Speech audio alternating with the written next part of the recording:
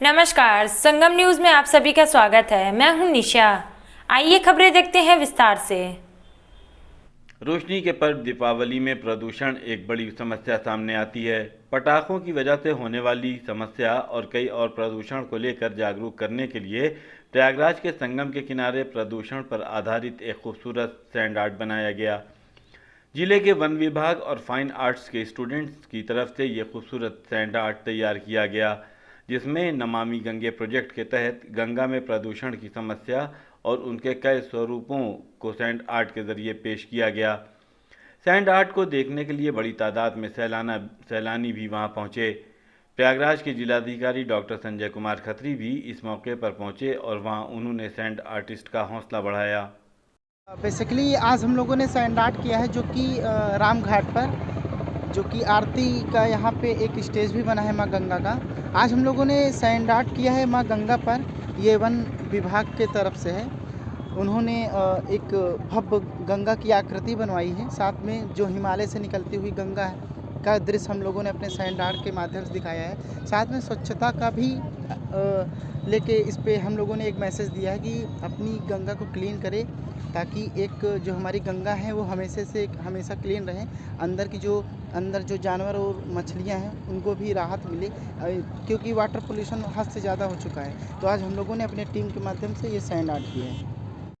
Corona काल में जहां बहुत से लोगों ने आपदा को अवसर बनाते हुए कोरोना पीड़ित लोगों और उनके परिजनों से लाचारी में लंबी लंबी रकम बना ली, वहीं कोरोना के बाद डेंगू के प्रकोप में प्रयागराज के एक परिवार डेंगू पीड़ित लोगों के लिए मसीहा साबित हो रहा है। शहर के दारागंज इलाके में रहने वाला ये परिवार दरअसल बकरी पालन का काम करता है और उसके कई दर्जन बकरियां हैं। डेंगू के इलाज में डॉक्टरों द्वारा बकरी का दूध संजीवनी तय करने के बाद क्या पूरे शहर की बकरियों के दूध के लिए महामारी है। लोग 1000 रुपये प्रति लीटर का दूध लेने के लिए तैयार हैं। वहीं दारागंज का बकरी पालने वाला एक परिवार डेंगू पीड़ित मरीजों के परिजनों को निःशुल्क अपने बकरियों का दूध वितरित करने में लगा हुआ है। इस परिवार का कहना है कि आपदा को अवसर बनाना ज़रूरी है, लेकिन ये अवसर दूसरों की जान बचाने के लिए होना चाहिए, अपनी जेब भरने के लिए नहीं। सुबह से ही बकरी पालन करने वाले इस परिवार के घर में डेंगू पीड़ित मरीजों के परिजनों की लंबी कतार लग जाती है और ये परिवार एक एक करके सभी डेंगू पीड़ित मरीजों के परिजनों को निःशुल्क बकरी का दूध वितरित करता है। हमारा तो दुर्भाग्य है कि अगला नेक्स्ट ईयर्स जो बीता वो डेंगू के साथ बीत रहा है। उसके बाद में जो है तो अब अगला कोरोना हमारा ले लिया, वक्त पूरा बर्बाद कर रहा है। और हमारा दुर्भाग्य है कि मानव जाति के ऊपर जैसे कहीं से संकट आ चुका है कि उस संकट पे एकदम हर आदमी घिरा हुआ है। और जो चीज़ें हैं जहाँ पर भी है तो जो लूट मार लोग कर रहे हैं उनके लिए एक संदेश है, मैसेज है कि भाई कम से कम उनके पास अगर कोई भी चीज़ प्रोवाइड है तो मानव सेवा के हित में ही उसका उपयोग करें, ना कि किसी चीज़ का जो है दुरुपयोग करें। और दुरुपयोग करने से कोई फ़ायदा है नहीं, धन तो रखा रह नहीं जाएगा, मानव सेवा ही धन का वो है। और प्रतिलोभन में लोग इसका रेट बढ़ा करके 1500 रुपये लीटर दूध बेच रहे हैं। उनके लिए एक मैसेज है कि कम से कम ज़्यादा से ज़्यादा लोगों को कुछ चीज़ें प्रोवाइड कराएं और लोग स्वस्थ रहें और मस्त रहें।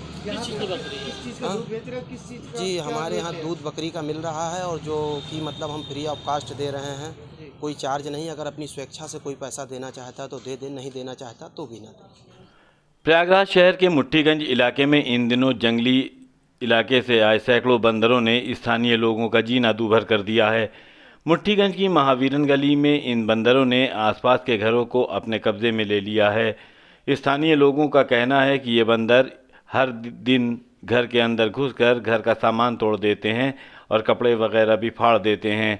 इतना ही नहीं, स्थानीय लोगों का ये भी कहना है कि अब तक इस इलाके में इन बंदरों ने दर्जनों लोगों को काटा भी है, जिसके बाद लोगों ने अस्पताल जाकर इंजेक्शन लगवाए हैं।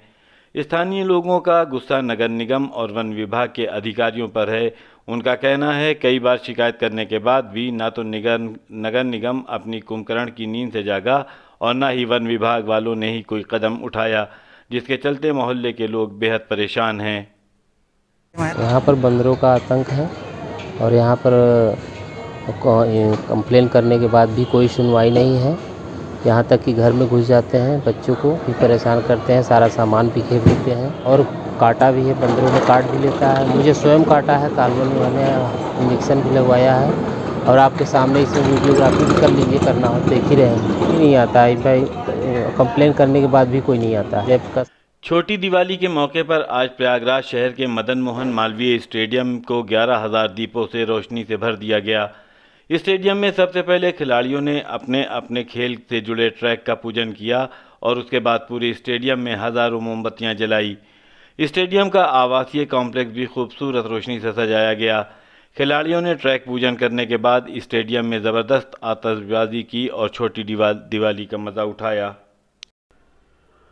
दीपावली त्यौहार के पहले प्रयागराज शहर में खाद्य विभाग की कई टीमों ने खाने पीने के सामान, खास तौर पर मावे से बनने वाली मिठाइयों की दुकानें पर छापेमारी शुरू कर दी है। आज खाद्य विभाग की टीम ने शहर के खोवा मंडी, मुट्ठीगंज, कीटगंज और करेली इलाके में मिठाइयों की दुकानों और मंडियों में छापेमारी की। इस दौरान विभाग की तरफ से मिठाइयों और मावे के नमूने भी खाद्य विभाग के अधिकारियों के कहने पर लिया।